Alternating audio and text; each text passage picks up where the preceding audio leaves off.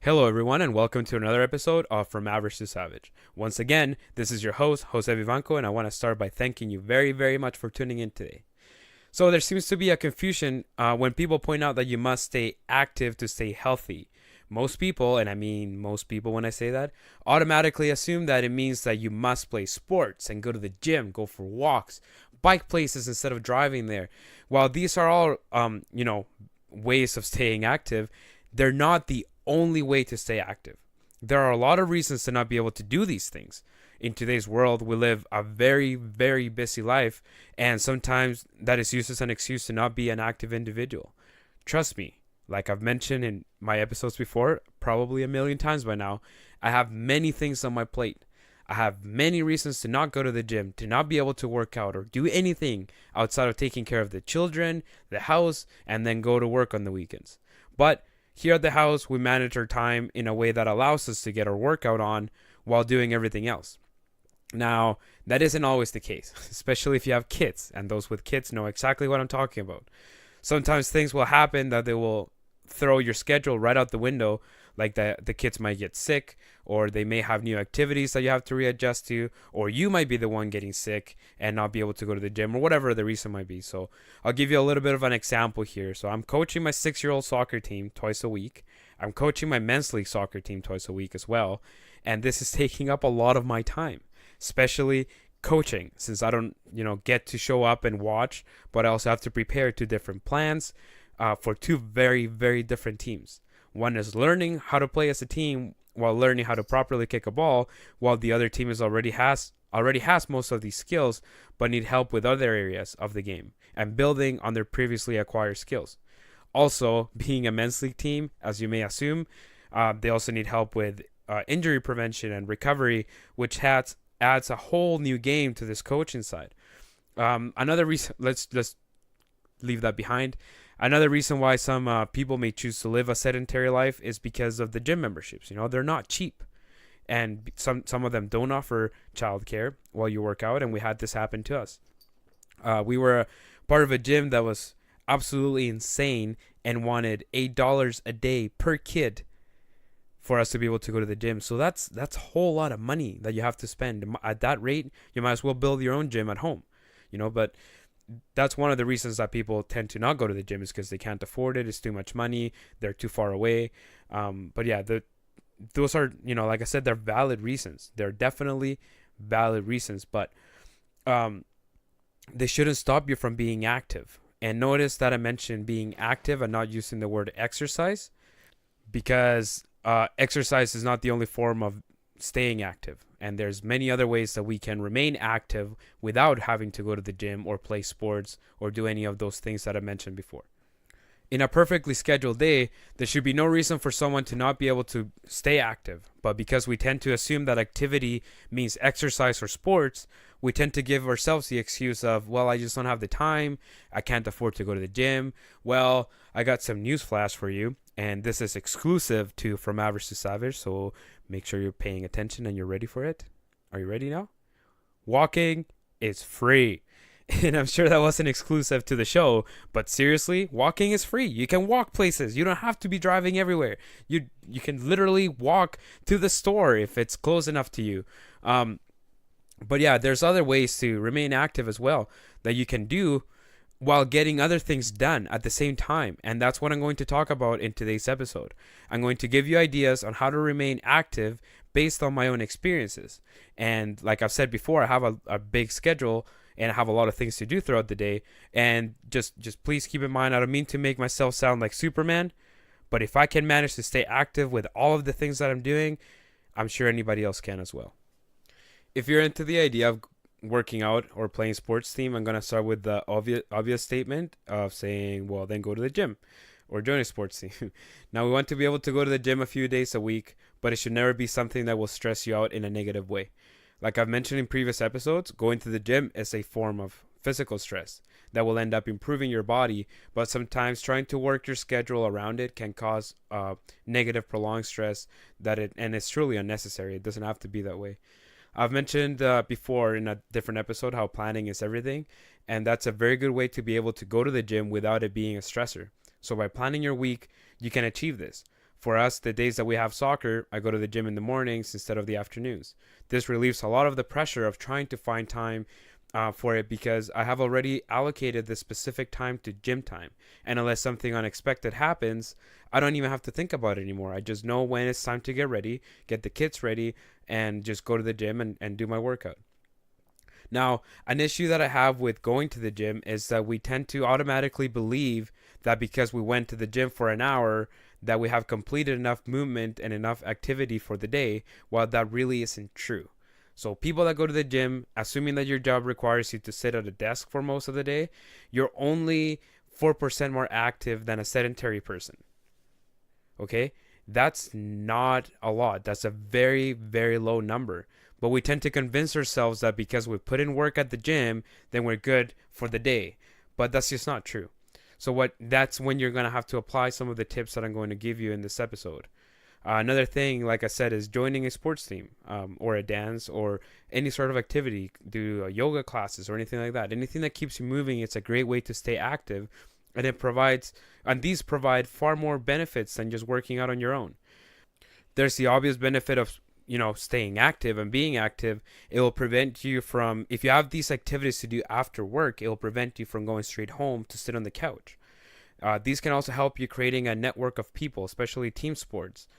You end up interacting with others. You end up making new friends. You have more people to share your stories with, and to find people that have common goals with you.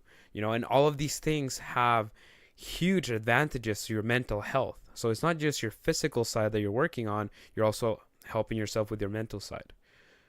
Like I said at the beginning, these are very obvious ways of staying active, but they're not the only ones. And you'll need some things to do while you're not at the gym or playing sports, since you can't do that all day, right? You can't be at the gym all day long. So one of the things that I do to remain active is to clean the house or the yard. And I know this isn't fun. Well, something as simple as sweeping or vacuuming can keep you moving, and also helps you get things done around the house. When you have a lot of things to do at home and they're just not getting done, it creates a massive amount of stress that can be avoided by just literally putting your phone down and start doing them. The benefit here is that you're not only taking care of the things at home, but you're also taking care of yourself by remaining active throughout the day.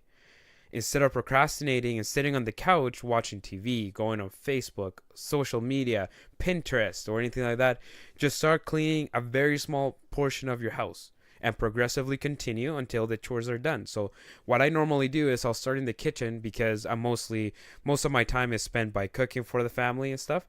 So I'll start cleaning the kitchen, reorganizing it. I'm on my feet, I'm moving constantly throughout the day.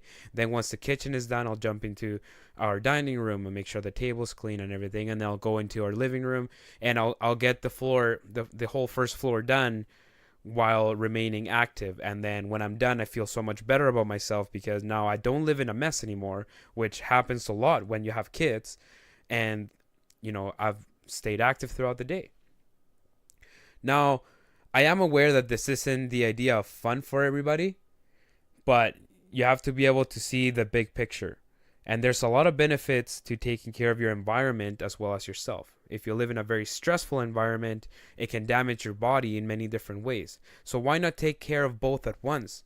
Get rid of the stress of living in a mess, plus getting your active on. Another thing I have mentioned in previous episodes is going for walks. So I do my morning walks in the morning as part of my morning routine. And this is super relaxing, and it keeps you active. So you start the day by not being sedentary, by moving immediately right away. If you have kids, it's a lot of fun to go for walks with them. Take them to a nearby park. It will take you effort to move, and you're actively walking with them as you go into the park. Once you get there, instead of sitting down and just watching them, get up and go and play with them in the playground. It's huge for many areas of your well-being. It's not just the fact that you're staying active, but you're also connecting with your kids, right? And if you're grabbing your kids and you're going for walks with them, going for a bike ride with them throughout the day or in the afternoons or whatever, all the work that you put into cleaning the house the day before will stay clean if the kids and yourself are outside, right? So there's a win-win situation. Also, walking is not just it's not just for people with children. And I know a lot of people that are friends of mine that don't like the idea of walking, and they don't understand why I enjoy it so much, because they go like, well, you have kids, so you go for walks with them. I'm like, yeah, it's true. I do go for walks with my kids. But you don't need to have kids to go for a walk. And like I said before, it's free. So you don't even need money. You just need a pair of shoes that work. Hopefully you have proper footwear that is not going to damage any joints or anything. Like, don't go for a walk with skate shoes, right? Because they're flat and they're not very good for you.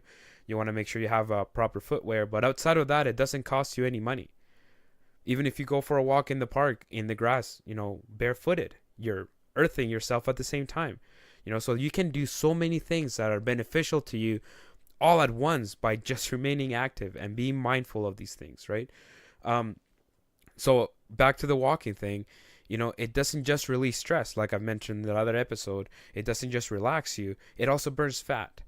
Okay, so you don't have to walk all day long. Just about 20 minutes a day is more than enough. And that's just 20 minutes that you're more active than you would be if you sat at home watching TV. So the main thing here is to remain active, and is to make sure we stay away from the TV and the cell phones. These are incredible inventions. Don't get me wrong. I love my phone and I love the TV as well, but they also tend to force us to stay still. You can't really watch TV while you're walking outside or anything.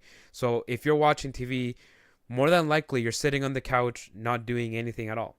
So I avoid going on my phone or watching TV as much as I can, since I know that the second that I start watching TV, I'm more likely to stay seated for the remainder of the day. Because I know me well enough that I know that if I start watching TV, I am not moving off the couch unless it's to grab something to eat or to go do other things like picking up the kid from school or whatever. Now, I'm not saying that you should grab your TV, throw it out the window, never turn your phone on again, until after you've called somebody to come and fix the window that you broke with the TV, because I do believe that the good thing of TV is that it allows you to relax a little bit. It's not extremely relaxing for your brain because of all the stuff that's happening on the screens. There is no actual relaxation with it, but the fact that you're sitting there not doing much, it also does help with your resting and your recovery time. But you need to be very mindful of how much time you spend relaxing in front of these devices, right? That's it. That's the problem, is that we don't just sit down and watch TV for a little bit. It turns out it ends up being a whole day of watching TV, or a whole day of you sitting on your phone, going on Facebook and social media and Pinterest and all of these different things, right? So you have to be very mindful of how much time you're spending in front of these devices. Make sure you're not wasting your only life, because this is the only life that we get. Make sure you're not wasting it by sitting in front of these things, not doing anything at all. Okay, so going back to the fact that I do watch TV and I do play on my phone every once in a while, when I'm doing these things, I try not to sit down and just watch TV throughout the day. So if I am going to watch TV a little bit, I pull out my roller and my lacrosse ball and I start doing mobility exercises. Okay, these are things that will help me remain active. They will also help me get my mobility back, especially after my ACL injury.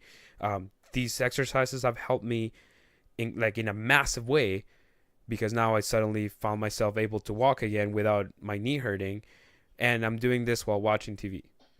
I hope you got a lot of value out of this episode. Please don't forget to subscribe, leave a review on iTunes, like us on Facebook, follow us on Instagram, and if you found this to be very helpful, please share it with your friends and family. Stay active and have a great week.